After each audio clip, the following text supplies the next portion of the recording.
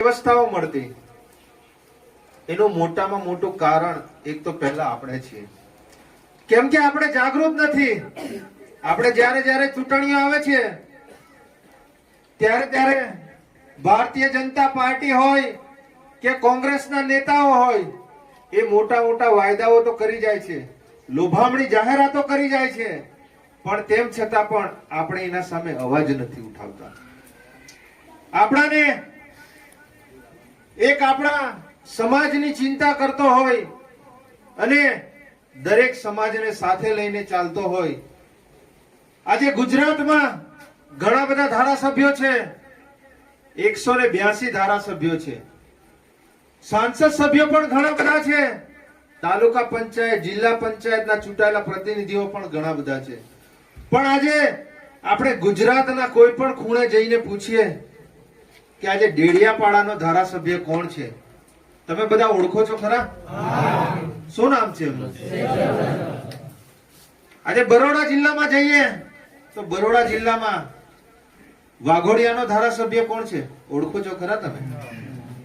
આ બાજુ ભરૂચ જિલ્લામાં જઈએ તો ભરૂચ જિલ્લામાં કરજણનો ધારાસભ્ય કોણ છે, ઓળખો છો?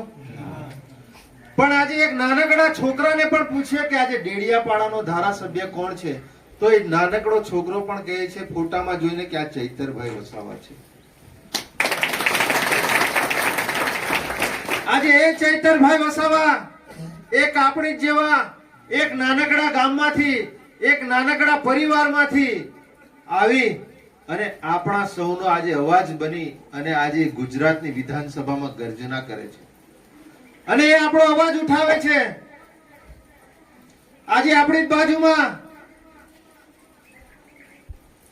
આંબા ડુંગર ગામ છે, આંબા ડુંગર જ ને. આવનારા દિવસોમાં આ ગણતરીના જ દિવાળી પછી ત્યાં ગાડી જીએમડીસી પ્રોજેક્ટ આવે છે, જવામાં આવે છે. એટલે સમય આવી ગયો છે આપણે જાગવાનો, આપણા હક અને અધિકાર માટે અવાજ ઉઠાવવાનો. આ ચૈતરભાઈ એક બિરસા મુંડાનું સ્વરૂપ છે. જેવી રીતે આપણા બિરસા મુંડા આપણા સમાજ માટે અવાજ ઉઠાવતા ઉઠાવતા એમણે ખૂબ નાની ઉંમરમાં એમણે એમનું જીવન ટૂંકાવ્યું હતું. આજે એવી જ રીતે આપણા ચૈતરભાઈ વસાવા જ્યારથી ધારાસભ્ય બન્યા છે ત્યારથી લઈને એમની પર 19 જેટલા ખોટા કેસો કરી દેવામાં આવ્યા. અમારી પર પણ આ ભારતીય જનતા પાર્ટીએ 12 થી 13 કેસો કરી દીધા છે. અમારો પ્રશ્ન ખાલી એટલો જ હતો કે આપણા લોકોને ન્યાય મળે. રાજપારડીથી ઝઘડિયાનો રસ્તો હોય એ રસ્તો ખૂબ જ ખરાબ છે. આજે આપણા સમાજના લોકો ઘણા બધા લોકોના એક્સિડન્ટો થાય છે, હાથ પગ ભાંગી જાય છે, ફ્રેક્ચર થાય છે, અકસ્માતોમાં મૃત્યુ પામે છે. તો એવામાં પણ અમે ચાલતા ખાલી રસ્તાનું આવેદન પત્ર આપવા જઈએ છીએ ત્યાં અમારી પર એફઆઈઆર કરી દેવામાં આવે છે. અહીંયા આગળ ટ્રાઇબલ મ્યુઝિયમમાં આપણા બે છોકરાઓને મારી નાખવામાં આવે છે. એ લોકોને 25 લાખ રૂપિયામાં આપવામાં આવે છે. આ ભારતીય જનતા પાર્ટી એ કોન્ટ્રાક્ટરના ખોળામાં એમના નેતાઓ બેસી જાય છે અને જ્યારે અમે અમારા હક અને અધિકારની વાતો કરીએ છીએ, એમને ન્યાય અપાવવાની વાતો કરીએ છીએ, ત્યારે અમારી પર એફઆઈઆર કરી દેવામાં આવે છે. આજે તમે જો આ ચૈતરભાઈ વસાવા આજે 2500 કરોડ રૂપિયાનું જે કૌભાંડ બહાર પાડ્યું, એમાં ઘણા બધા આપણા ટ્રાઇબલના નેતાઓ, એ સાંસદ સભ્ય હોય, એ ધારાસભ્ય હોય, એ છોટાઉદેપુરના હોય કે દાહોદના હોય કે ભરૂચના હોય કે નર્મદાના હોય, ઘણા બધા ધારાસભ્યો અને સાંસદ સભ્યોના નામ આવનારા દિવસોમાં ખુલવાના હતા. એ માટે એક સામાન્ય પાણીનો ગ્લાસ, એ પાણીનો ગ્લાસ ભાઈ 1, 2, 3 કિલોનો હતો, કેટલા કિલોનો હતો? એક ગ્લાસ મારવાથી ખરેખર મૃત્યુ થાય ખરું? માણસ મરી જાય ખરો? એ ગ્લાસ ખરેખર જો માર્યો હશે એ સંજયભાઈ વસાવાને, તો એને ડાબી આંખમાં કે જમણી આંખમાં કે કપાળના ભાગે વાગવો તો જોઈતો તો, વાગવો જોવે ને. અને ખરેખર એને લોહી તો નીકળવું જોઈએ કે ના નીકળવું જોઈએ? એ ભાઈને ટાંકા પણ આવવા જોઈએ, કોઈ દવાખાનામાં દાખલ પણ થવો જોઈએ. તમે જોયું આ સંજયભાઈ વસાવા કોઈ દવાખાનામાં દાખલ થયા હોય એવું?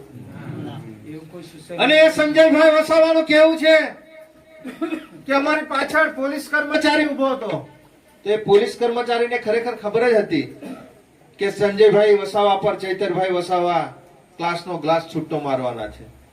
અને જો એ પોલીસ કર્મચારી પણ ત્યાં હાજર હતો જ અને એને આગળ હાથ કરી દીધો એવું કહે છે, તો એ પોલીસ કર્મચારીને પણ હાથના ભાગે તો વાગવું જોઈતું. એ પોલીસ કર્મચારી પણ લોહી લુહાણ તો થઈ જવો જોઈતો હતો. આજે ત્યાં ગાડી ઘટના થાય છે, ત્યાં ગાડી એ પ્રાંત ઓફિસમાં સીસીટીવી ફૂટેજ છે. તમે સીસીટીવી ફૂટેજ આ પ્રજાની સામે જાહેર કરો.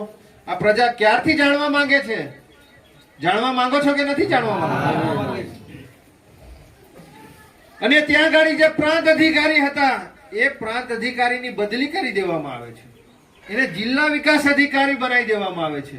એને બઢતી કરી દેવામાં આવે છે. જે ઘટના થઈ છે જ્યાં ગાડી, તો ભાઈ એ અધિકારીનું તો સ્ટેટમેન્ટ આપો કે ત્યાં ગાડી શું ઘટના થઈ છે. અને ધારાસભ્ય પોતે ફરિયાદી, એ ફરિયાદ લખાવા જાય છે, પણ તેમ છતાં જે આરોપીઓ છે તે આજે ખુલ્લેઆમ બહાર ફરી રહ્યા છે. અને આજે જે ધારાસભ્ય પોતાની ફરિયાદ લખાવા જાય છે કે મારી જોડે અભદ્ર વ્યવહાર કર્યો છે આ ભારતીય જનતા પાર્ટીના નેતાઓએ, આજે ખરેખર તેમને જેલમાં મૂકવાની જગ્યાએ આજે ધારાસભ્યને જેલમાં મૂકી દે છે. કેમ કે આ ધારાસભ્ય એ 2500 કરોડનું કૌભાંડ કાઢે છે. એ ધારાસભ્ય અહીંયા ગાડી તુર ખેડા ગામ જેવા ગામોની મુલાકાત લેવા આવે છે.